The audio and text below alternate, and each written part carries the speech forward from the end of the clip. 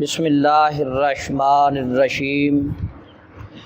عزیز طلباء، تعلیم الاسلام کا آج ہم 19واں سبق پڑھنے کی سعادت حاصل کر رہے ہیں۔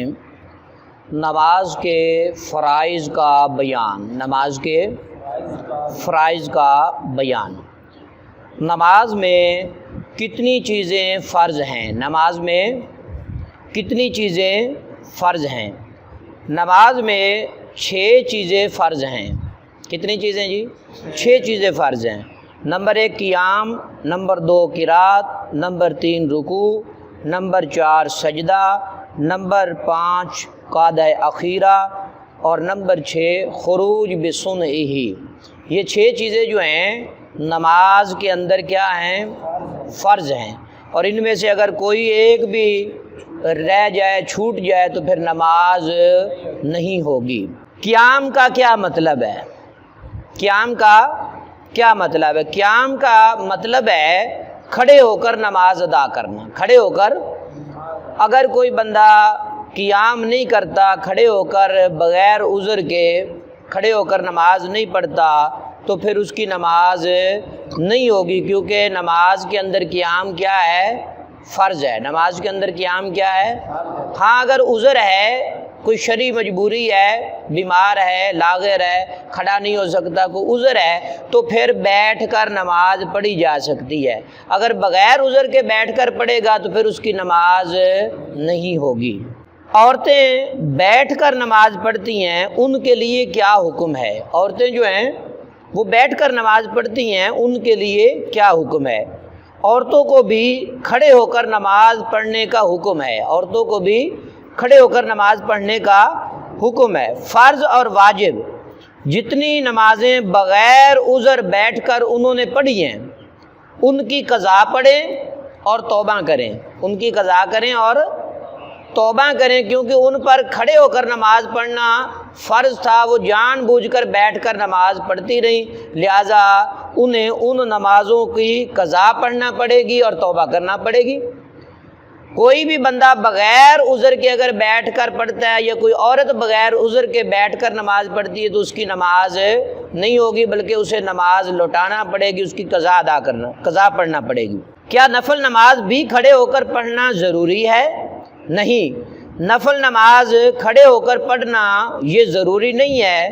بغیر عذر بھی نفل نماز بیٹھ کر پڑھنا جائز ہے۔ بیٹھ کر پڑھنا جائز ہے۔ تو نوافل بھی جو نوجوان ہیں، لڑکے یا لڑکیاں، انہیں چاہیے کہ وہ نوافل نماز کھڑے ہو کر پڑھا کریں تاکہ انہیں پورا ثواب جو ہے وہ ملے۔ قرات کا کیا مطلب ہے؟ قرات کا مطلب ہے قرآن مجید پڑھنا۔ نماز کے اندر قرآن مجید پڑھنا، قرات کا مطلب ہے قرآن مجید پڑھنا۔ نماز میں جب قرات کا لفظ استعمال ہوتا ہے تو اس میں ہم سورۃ فاتحہ شریف پڑھتے ہیں اور ساتھ سورت ملاتے ہیں، یعنی قرات کرتے ہیں۔ نماز میں کتنا قرآن مجید پڑھنا ضروری ہے؟ کم از کم 1 آیت پڑھنا ضروری ہے، اور پوری سورۃ فاتحہ پڑھنا واجب ہے، اور فرض کی پہلی 2 رکعتوں میں اور وتر، سنت اور نفل کی تمام رکعتوں میں الحمد کے ساتھ سورت یا 1 بڑی آیت یا 3 چھوٹی آیات پڑھنا یہ بھی واجب ہے۔ کیا ہے؟ واجب ہے۔ کن نمازوں میں قرآن مجید زور سے پڑھنا چاہیے؟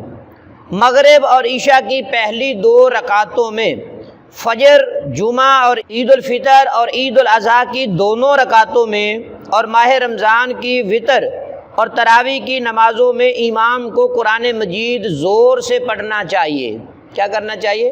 بلند آواز سے پڑھنا چاہیے۔ کن نمازوں میں قرآن مجید آہستہ پڑھنا چاہیے؟ نماز ظہر اور نماز عصر کی 4 رکعتوں میں، اور مغرب کی 3 رکعت اور عشاء کی آخری 2 رکعتوں میں امام اور منفرد سب کو قرآن مجید آہستہ پڑھنا چاہیے، اور منفرد کو وتر میں بھی آہستہ پڑھنا چاہیے۔ اگر جماعت کے ساتھ ہوں، جیسے رمضان میں جماعت ہوتی ہے وتر کی، تو پھر اس صورت میں امام بلند آواز سے قرات کرے گا۔ قرآن مجید زور سے پڑھنے کی ادنا مقدار کیا ہے؟ زور سے پڑھنے کی ادنا مقدار یہ ہے کہ پاس والے سن سکیں۔ قرآن مجید زور سے پڑھنے کی ادنا مقدار یہ ہے کہ پاس والے سن سکیں۔ قرآن مجید آہستہ پڑھنے کا ادنا درجہ کیا ہے؟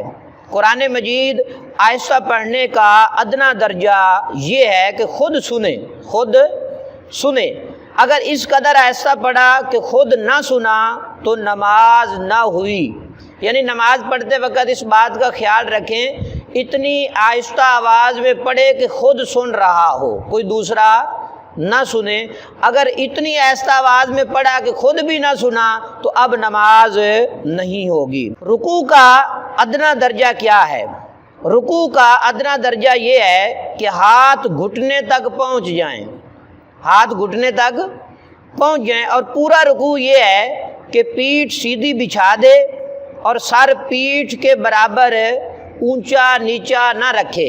یعنی سر جو ہے وہ پیٹھ کے برابر ہونا چاہیے اور سیدھا ہونا چاہیے، یہ نہیں کہ پیٹھ برابر کی ہوئی اور سر اوپر اٹھایا ہوا ہو یا سر بہت زیادہ نیچے جھکایا ہوا ہو، تو ایسا نہیں ہونا چاہیے، بلکہ سر پیٹھ کے برابر رکھے۔ سجدہ کی حقیقت کیا ہے؟ پیشانی زمین پر جمنا سجدہ کی حقیقت ہے، اور پاؤں کی ایک انگلی کا پیٹ زمین سے لگنا شرط ہے۔ تو اگر کسی نے اس طرح سجدہ کیا کہ دونوں پاؤں زمین سے اٹھے رہے تو نماز نہ ہوئی، بلکہ اگر صرف انگلی کی نوک زمین سے لگی جب بھی نماز نہ ہوئی۔ سجدہ کا مسنون طریقہ کیا ہے؟ سجدہ کا مسنون طریقہ یہ ہے کہ زمین پر پیشانی اور ناک کی ہڈی جمائے اور بازوؤں کو کروٹوں اور پیٹ کو رانوں سے اور پنڈلیوں سے الگ رکھے، اور دونوں پاؤں کی سب انگلیوں کے پیٹ جو ہیں وہ قبلہ رو جمائے۔ یہ سجدہ کا مسنون طریقہ ہے۔ اگر سجدہ میں ناک ہڈی تک نہ دبی تو پھر کیا حکم ہے؟ اگر ناک ہڈی تک سجدے میں نہ دبی تو نماز مکروہ تحریمی ہوئی، نماز مکروہ تحریمی ہوئی۔ یعنی ایسی نماز کا دوبارہ پڑھنا جو ہے یہ واجب ہے، اگر نہیں پڑھے گا تو پھر گناہ گار ہوگا۔ کیا ہوگا؟ گناہ گار ہوگا۔ قاعدہ اخیرہ کا کیا مطلب ہے؟ نماز کی رکعتیں پوری کرنے کے بعد التحیات عبدہ و رسول تک پڑھنے کی مقدار بیٹھنا، اس کو کہتے ہیں قاعدہ اخیرہ، اور یہ فرض ہے۔ قاعدہ اخیرہ فرض ہے۔ اگر آپ 4 رکعتیں پڑھ رہے ہیں تو اس میں جو پہلا قاعدہ آتا ہے وہ کیا ہے؟ واجب ہے، اور قاعدہ اخیرہ جو ہے وہ کیا ہے؟